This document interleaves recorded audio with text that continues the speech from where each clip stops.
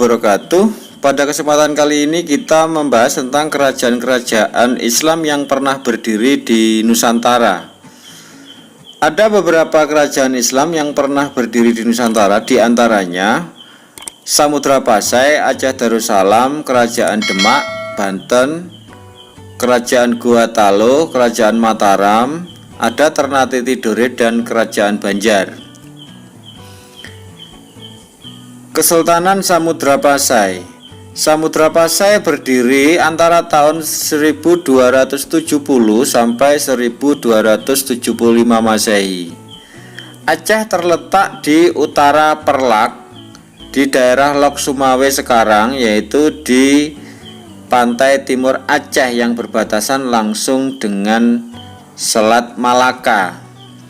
Sultan yang pernah memerintah Samudra Pasai diantaranya adalah Sultan Malik Al-Saleh, ada Sultan Malik At-Tahir, dan Sultan Mahmud Malik Az-Zahir. Sumber sejarah Kesultanan Samudra Pasai diantaranya diperoleh dari batu nisan Sultan Malik Al-Saleh yang berangka tahun 696 Hijriah atau 1297 Masehi. Selain itu, ada catatan Marco Polo, yaitu seorang pedagang dari Venesia, Italia, yang pernah singgah di Perlak tahun 1292 Masehi. Ada juga catatan dari Ibnu Battuta, seorang penjelajah dari Maroko yang pernah singgah di Samudra Pasai tahun 1345 dan tahun 1346 Masehi. Perekonomian Samudra Pasai tergantung pada aktivitas perdagangan. Hal ini didorong oleh letaknya yang strategis, yaitu di Selat Malaka, yang mereka manfaatkan untuk kemajuan ekonomi dari aktivitas perdagangan. Hal itu terjadi karena banyak pedagang-pedagang asing dari Cina, Arab, Persia, Turki, Gujarat, dan yang lainnya berlabuh di Samudra Pasai hanya untuk sekedar mengisi perbekalan maupun bongkar muat barang. Untuk itu, Samudra Pasai berusaha menyiapkan bandar-bandar sebagai pusat perdagangannya. Kapal yang singgah harus membayar pajak. Adapun barang-barang yang diperdagangkan antara lain lada, sutra, dan kapur barus. Bidang keagamaan Samudra Pasai. Ibnu Battuta menyebutkan Samudra Pasai banyak dikunjungi ulama dari Persia, Syria, maupun Isfahan.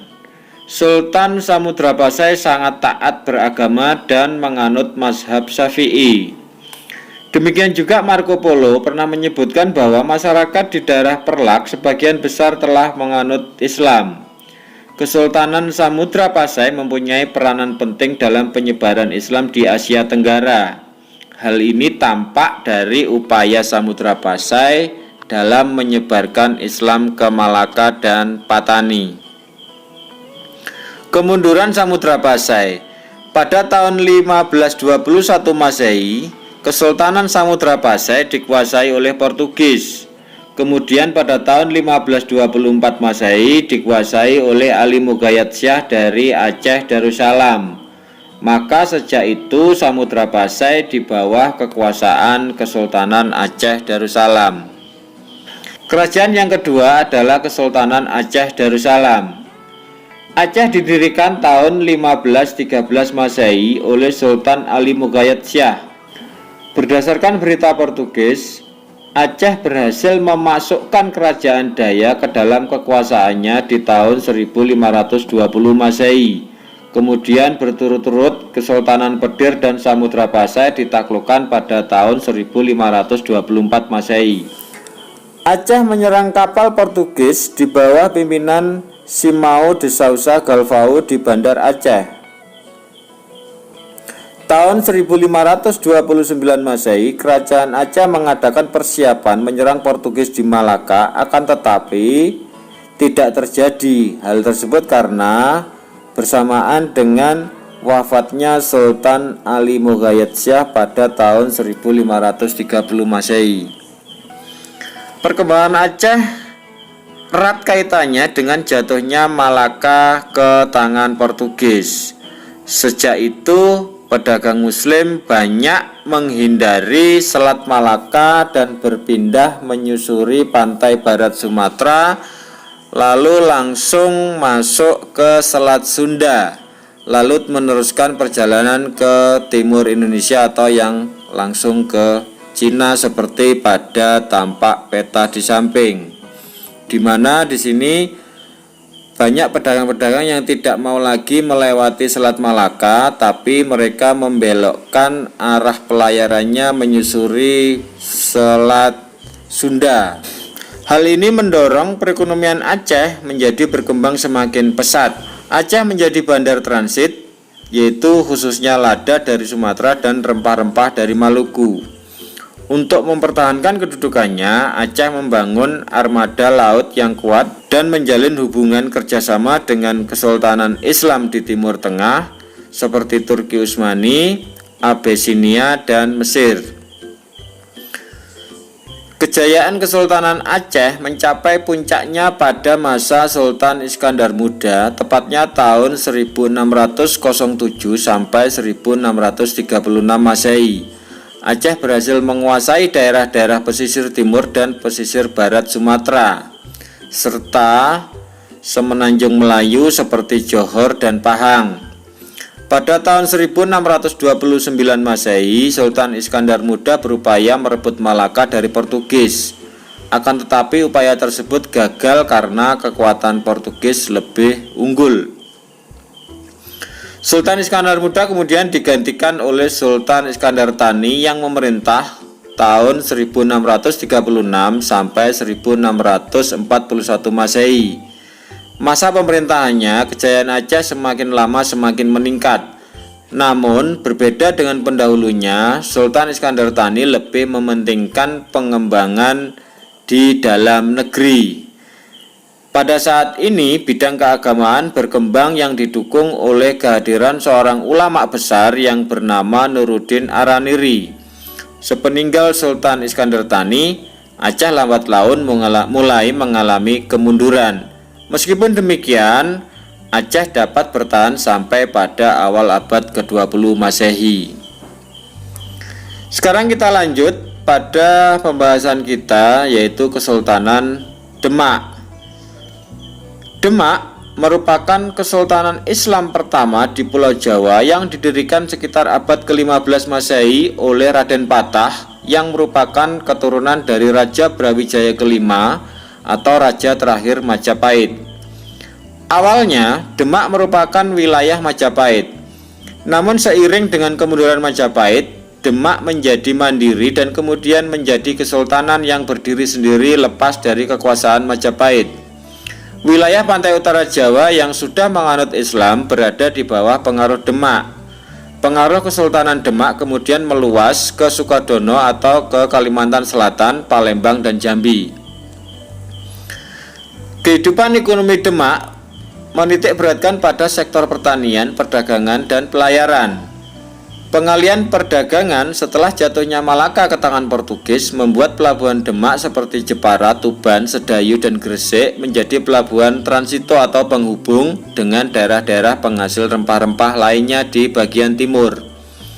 Pada tahun 1512 sampai 1513, Demak mengirimkan pasukan di bawah pimpinan Patih Unus untuk membebaskan Malaka dari Portugis dan menguasai perdagangan di Selat Malaka.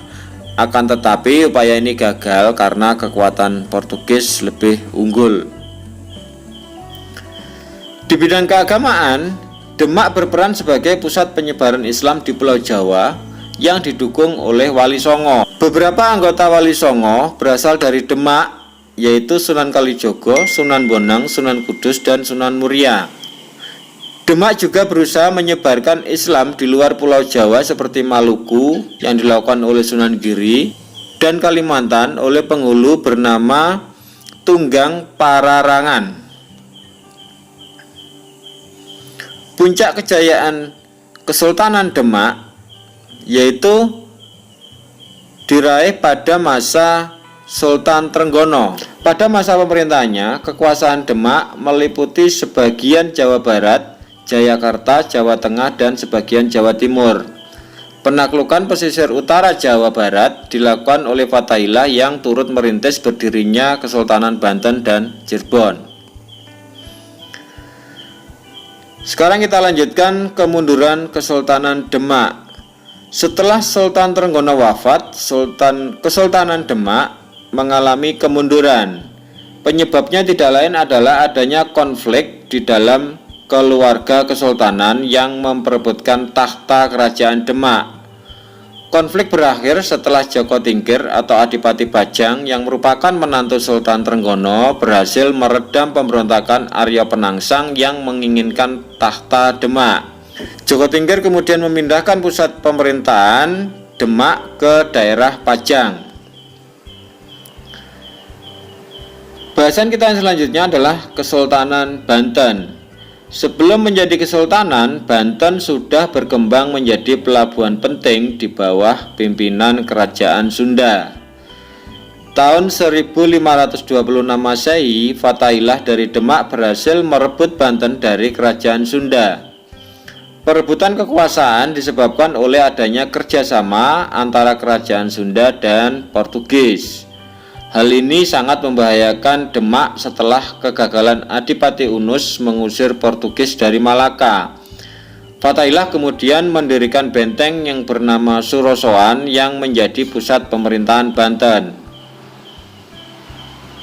Selain membangun benteng pertahanan, Fathahillah juga mengembangkan Banten menjadi pusat perdagangan dan pusat penyebaran Islam.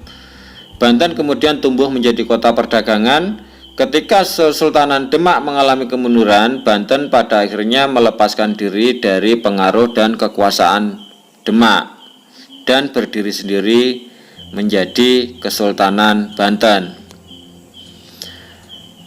Banten mencapai puncak kejayaannya pada masa pemerintahan Sultan Ageng Tirtayasa yang memerintah tahun 1651 sampai 1682. Perekonomian Banten semakin berkembang karena banyak pedagang asing yang singgah seperti Arab, Gujarat, Persia, Turki, Cina, Jepang, dan bahkan orang-orang Eropa. Hal ini diketahui dari temuan pecahan keramik dari Cina, Jepang, dan Eropa.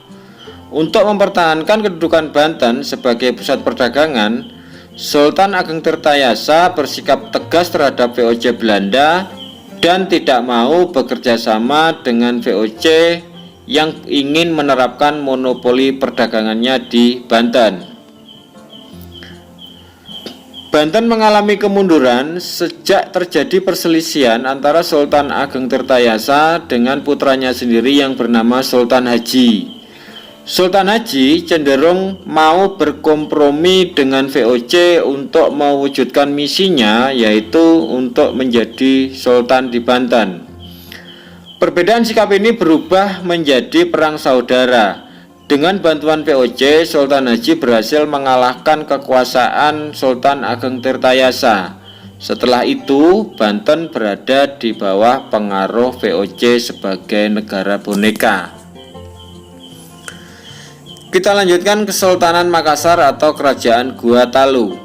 Makassar terletak di Sulawesi bagian selatan.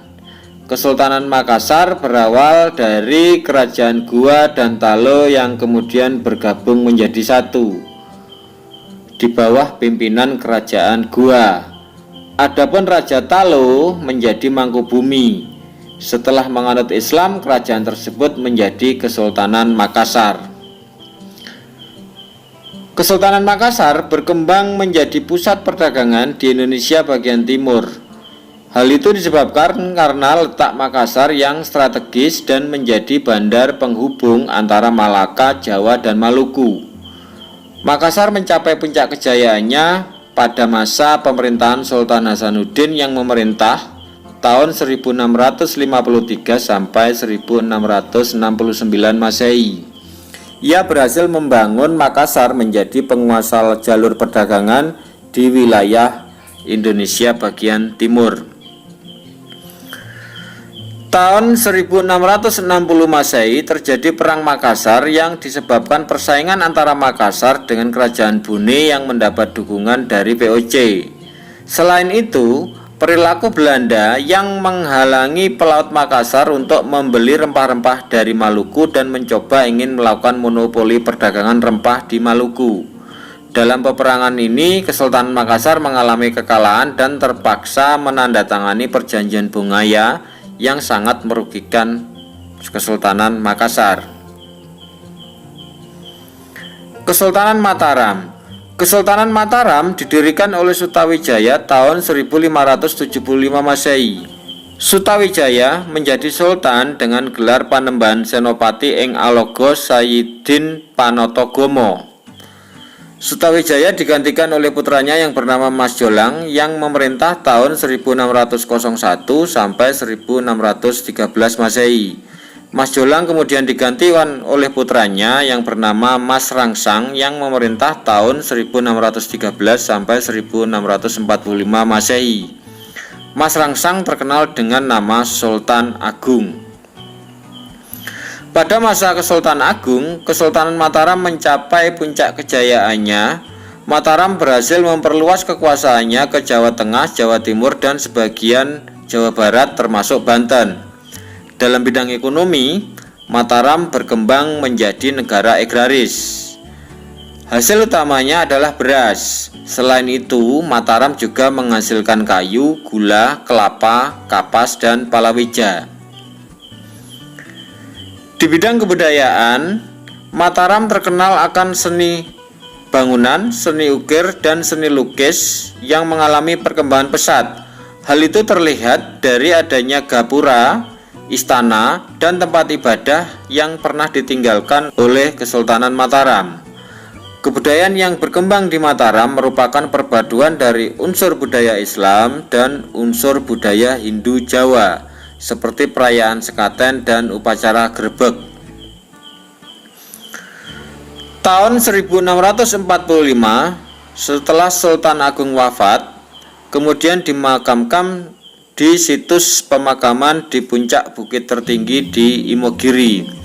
Mataram kemudian dipimpin oleh putranya yaitu Sultan Amangkurat I yang memerintah tahun 1647 sampai 1677. Dan kemudian Mataram mengalami kemunduran karena mulai masuknya pengaruh Belanda. Belanda berhasil memecah belah Mataram. Tahun 1755 Masehi dilakukan Perjanjian Giyanti yang membagi Mataram menjadi dua, yaitu Kesultanan Yogyakarta dan Kasunanan Surakarta atau Solo. Kita lanjut Kerajaan Ternate dan Tidore. Masuknya Islam ke Maluku erat kaitannya dengan kegiatan perdagangan.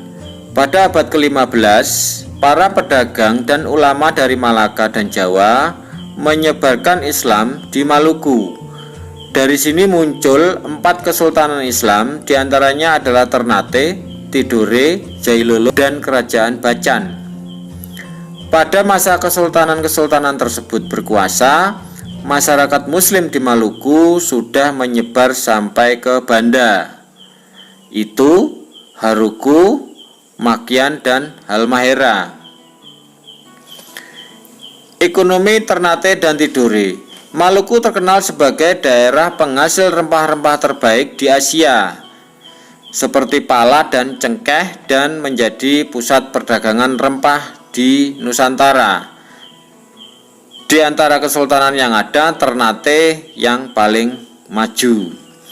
Kesultanan Ternate kaya akan hasil rempah-rempah sehingga menarik banyak para pedagang. Kemajuan Ternate menyebabkan persaingan di antara kesultanan yang ada di Maluku. Kelompok Uli Lima dan Uli Siwa. Dua kelompok ini merupakan dua persekutuan yang saling bersaing. Uli Lima dipimpin oleh Kerajaan Ternate dan Uli Siwa dipimpin oleh Kerajaan Tidore. Kelompok Uli Lima terdiri atas 5 daerah yaitu Ternate, Obi, Bacan, Seram, dan Ambon, yang wilayahnya seperti ada pada gambar di samping. Uli Siwa terdiri dari 9 daerah yaitu Tidore, Jailolo, Makian, Susiu, dan pulau-pulau antara Halmahera sampai bagian barat Papua. Kedatangan Portugis dan Spanyol di Maluku. Pada tahun 1521 Masehi, Portugis memasuki Maluku dan bekerja sama dengan Ternate. Tidak lama kemudian, Spanyol memasuki Maluku dan bekerja sama dengan Tidore. Kedatangan kedua bangsa Eropa tersebut makin memperuncing keadaan hingga terjadi persekutuan 4 pihak, yaitu Ternate Portugis dan Tidore Spanyol. Perseteruan ini dapat diselesaikan melalui perjanjian Saragossa. Berdasarkan isi perjanjian, maka Spanyol harus meninggalkan Maluku dan Portugis tetap di Maluku. Setelah Spanyol pergi, Portugis berupaya menguasai Maluku. Upaya tersebut mendapat perlawanan dari rakyat Maluku di bawah kepemimpinan Sultan Hairun dari Ternate yang berusaha menyingkirkan Portugis, namun usaha tersebut gagal. Perjuangan kemudian dilanjutkan oleh Sultan Bahabullah. Pada tahun 1575 Masehi, benteng Portugis di Ternate berhasil direbut. Kemudian Portugis berhasil diusir dari bumi Maluku.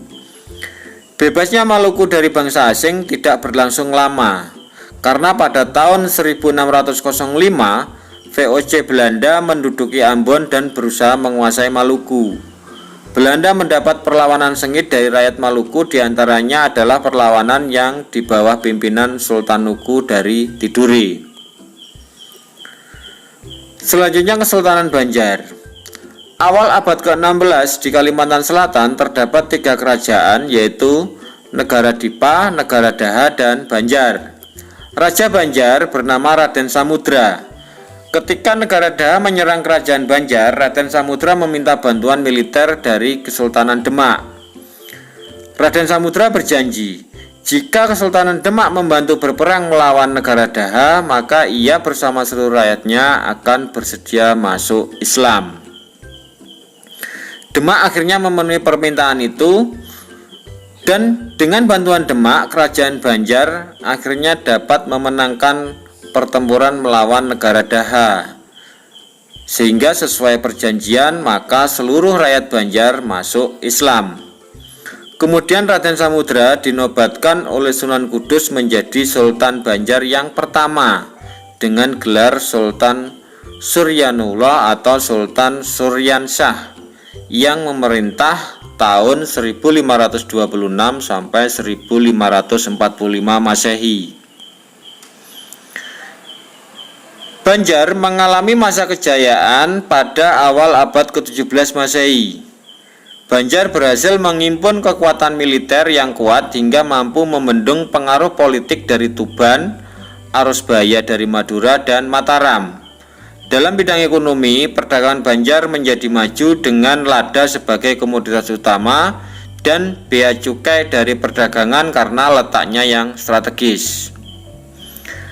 Dalam bidang keagamaan, lahir seorang ulama besar di Banjar yang bernama Muhammad Arsyad Ibnu Abdullah Al-Banjari. Beliau lahir di Martapura tahun 1710 Masehi. Atas biaya Kesultanan Banjar, beliau pergi ke Mekah untuk menuntut ilmu. Dan sekembalinya dari Mekah, beliau mengajarkan ilmu agama Islam dengan kitabnya yang terkenal yaitu Sabil Al-Muhtadin. Kesultanan Banjar mengalami kemunduran setelah masa pemerintahan Sultan Adam Al-Wasik tahun 1857 Masehi. Kemunduran ini disebabkan oleh campur tangan Belanda dalam urusan pergantian sultan-sultan Banjar. Demikianlah bahasan kita tentang kerajaan-kerajaan Islam di Nusantara. Sekian, wassalamualaikum warahmatullahi wabarakatuh.